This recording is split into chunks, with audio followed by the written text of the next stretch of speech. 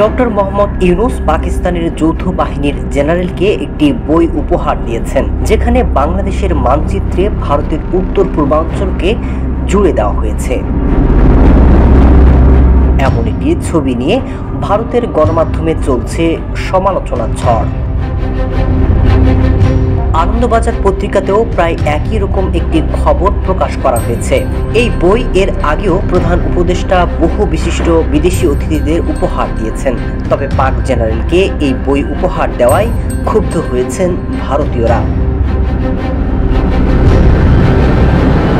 শনিবার বাংলাদেশ সফররত পাকিস্তানের যৌথ বাহিনীর জেনারেল রাষ্ট্রীয় অতিথি ভবন প্রধান উপদেষ্টা অধ্যাপক ডক্টর মোহাম্মদ ইউনূসের সাথে সৌজন্য সাক্ষাৎ করেন। সে সময় তারা বাংলাদেশ এবং পাকিস্তানের দ্বিপক্ষীয় সম্পর্ক, বাণিজ্য এবং বিনিয়োগের ক্রমবর্ধমান গুরুত্ব এবং প্রতিরক্ষা সহযোগিতা সহ বিভিন্ন বিষয় নিয়ে আলোচনা করেন।